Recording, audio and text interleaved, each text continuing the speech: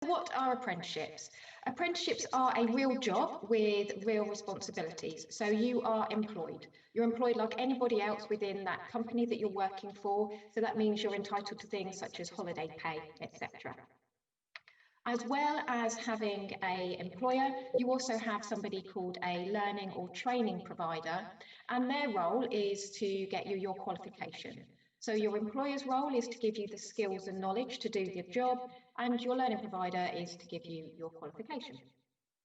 You'll work for at least 30 hours a week, but most apprentices seem to work between 37 and 40 hours a week. You will earn a wage, and I will talk about that on the next slide. But I do think it's important to remember that it is a real job with real responsibilities, and therefore it's not just work experience. It's not an easy route, but it is a really rewarding route. Okay, slide's gone a bit funny there. However, that first tile should say earn a salary. So yeah, you do earn a salary, and there is a national minimum wage for apprentices, which is £4.15 per hour. That is slightly less than the national minimum wage for the rest of the working population. But what that does is reflects the fact that you are probably starting your job from scratch with no skills or knowledge to start from. Your wage will go up incrementally, and obviously once you're qualified, you'll be entitled to earn whatever the going rate is for the particular role that you've trained in. A lot of apprenticeship providers do pay more than the national minimum wage for apprentices, but you can't expect to earn more.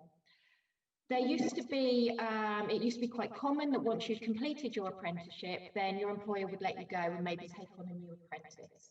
That's not very true anymore. In fact, 90% of all apprentices stay on in with their employer once they've completed their apprenticeship.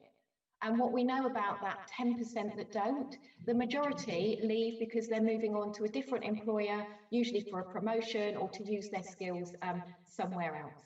So it's a really great opportunity to get your foot on the ladder of a career. You can gain a degree via an apprenticeship, and I will talk about that in a little while. I think a lot of people worry that as a young person that you might not be able to socialise with other young people if you're going into the workplace.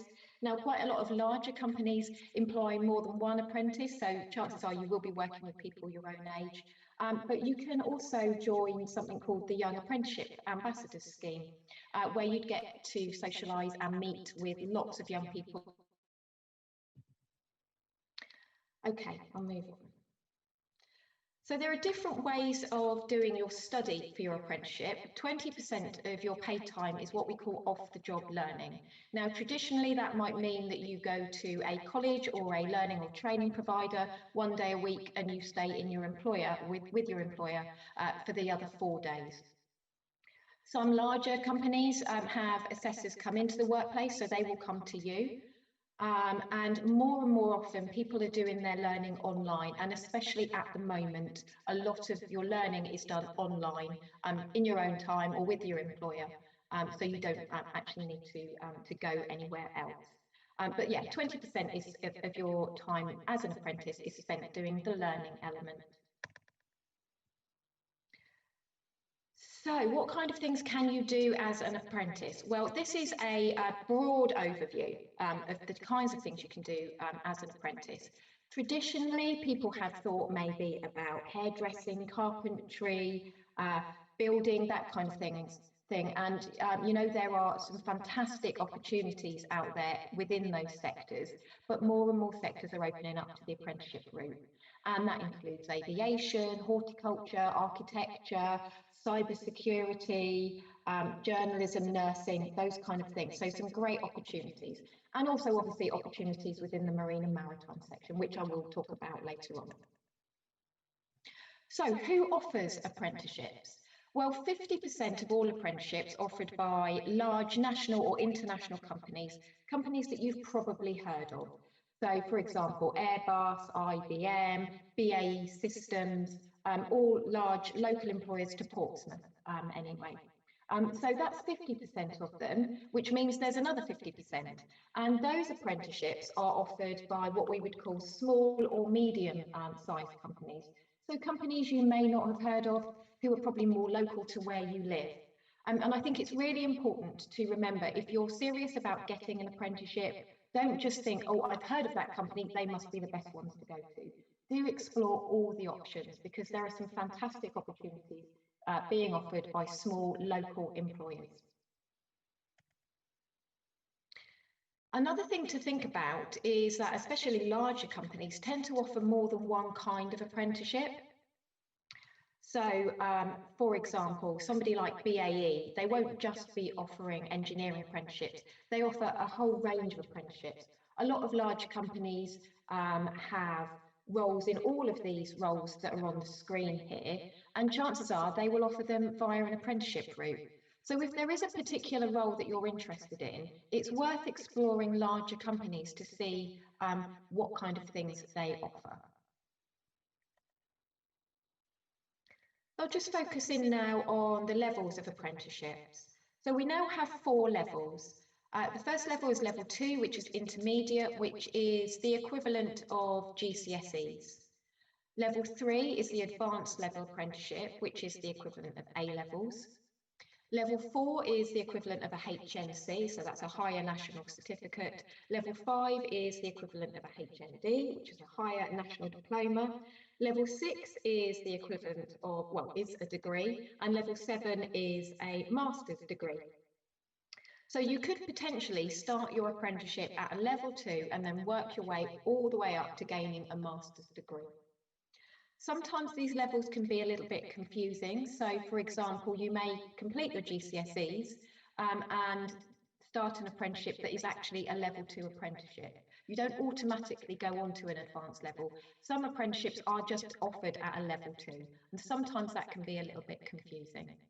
It is really important to remember that apprenticeship providers and employers are looking for people with good qualifications. So please don't think that apprenticeships is all you do if you don't get your GCSEs. A lot of apprenticeship providers and employers want people to have worked hard and definitely to try and get your English and maths.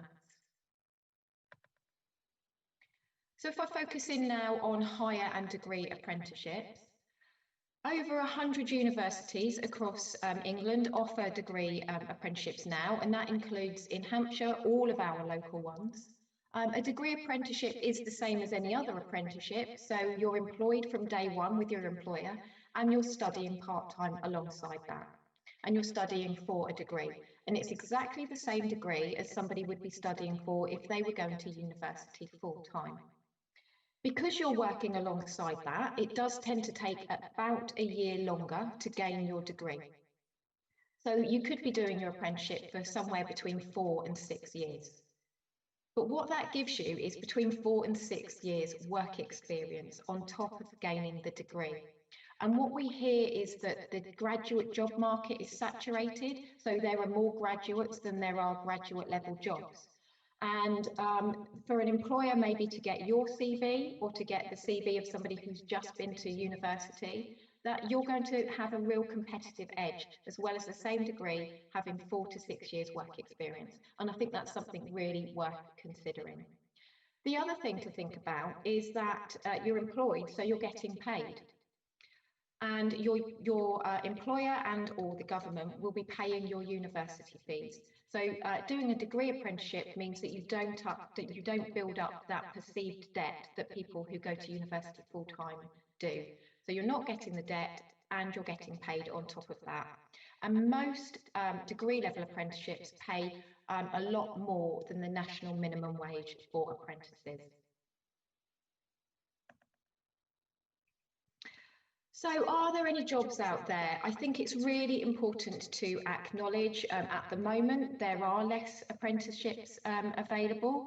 If I was doing this presentation in October last year, there would have been a lot more vacancies out there, but there are vacancies out there.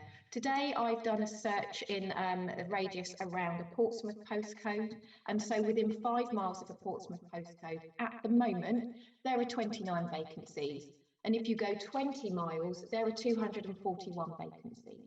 So, you know, it's clear there are apprenticeships out there, and the government are putting in incentives for employers to encourage them to offer apprenticeships and to offer opportunities to young people. It is definitely important that if you're serious about gaining an apprenticeship, that you do put a lot of effort into searching for an apprenticeship, and I'll talk about how you do that in a little while.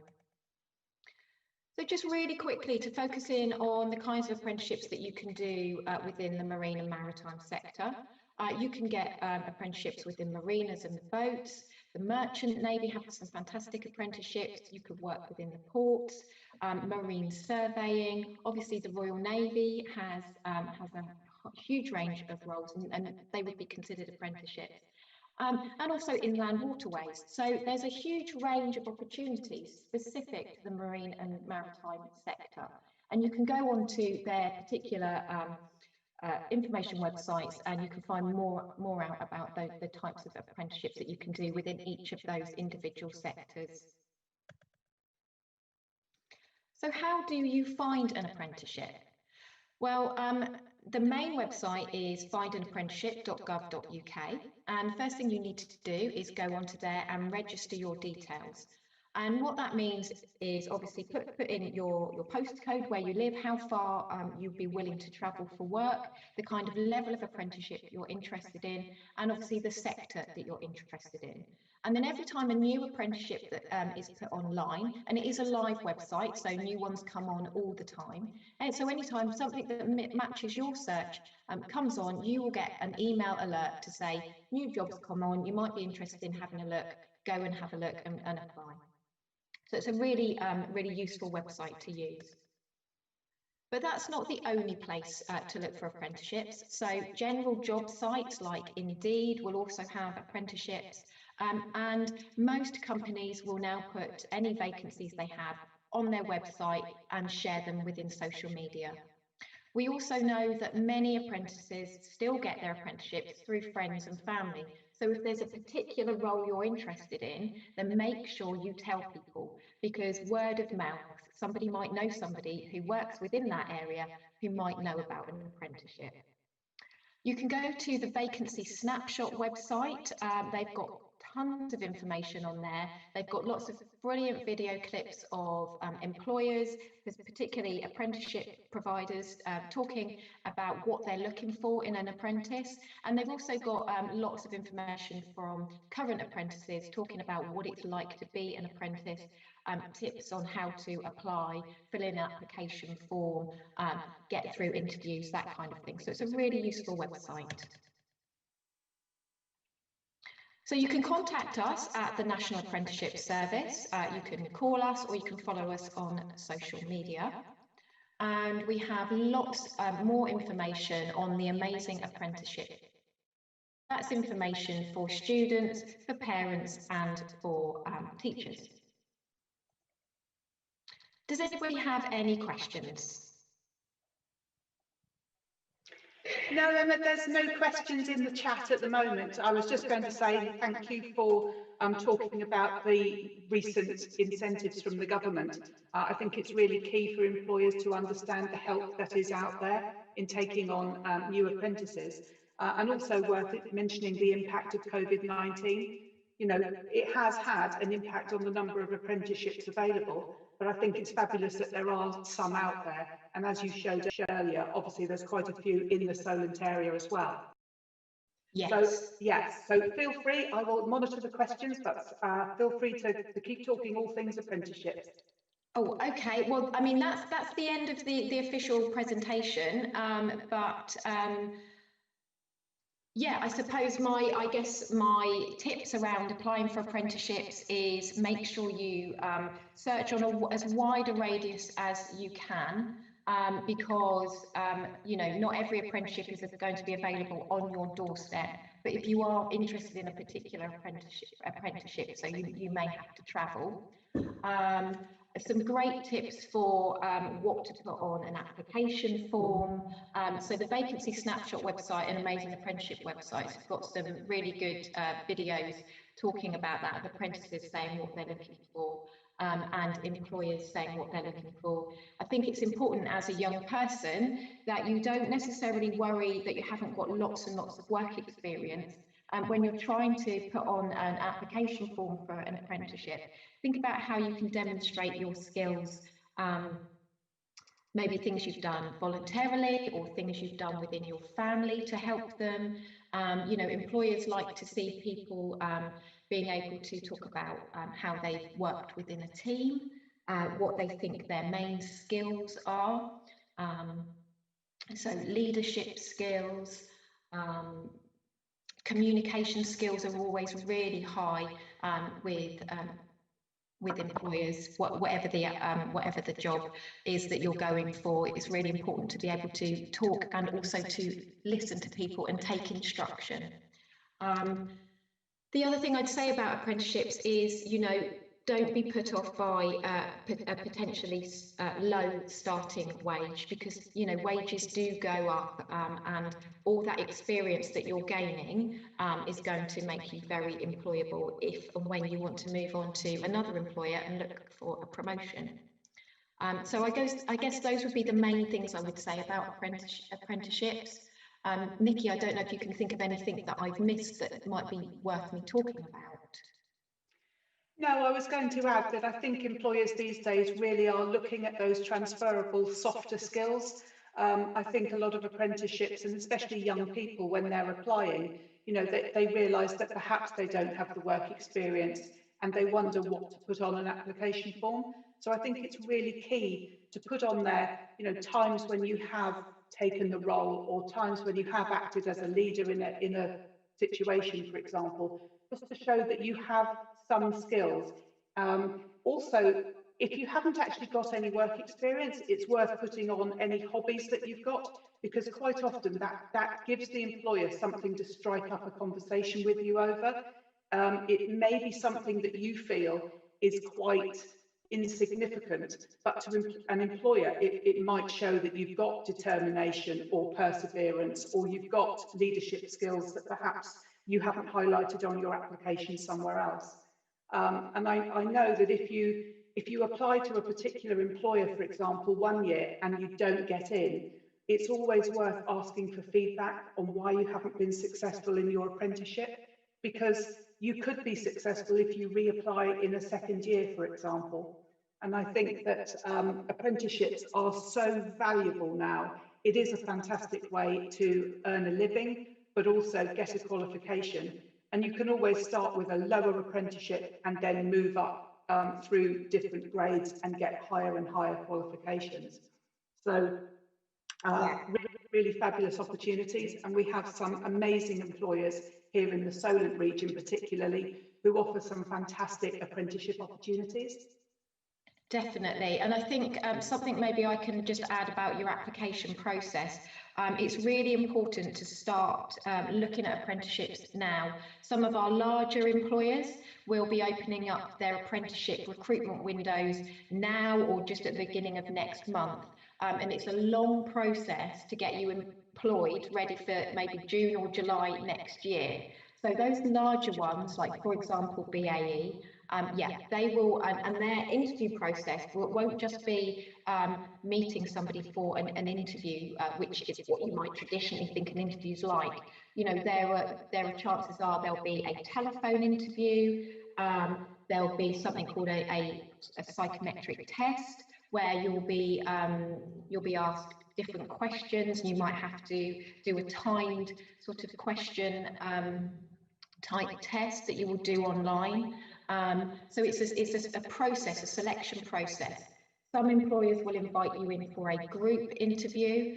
I mean, at the moment, those kind of interviews aren't happening, but it could be an online group interview. Employers like to observe how you interact with other people and with existing employees. So if you are ever invited in for an interview that could be a group interview, make sure you're on it right from the beginning, from the first person you see, from the moment you walk in the door. You're being interviewed, but maybe they're not asking you questions in a formal way. So I would say the interview process is really worth thinking about. And on those websites I've talked about, they will talk to you about, there'll be videos about how to do well in those kinds of things.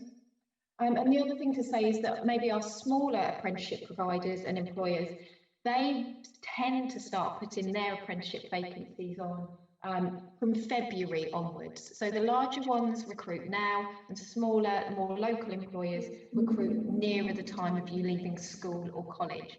And that's why you need to register now and keep looking for opportunities, because there's sort of there's not like one intake like there would be with college or with universities.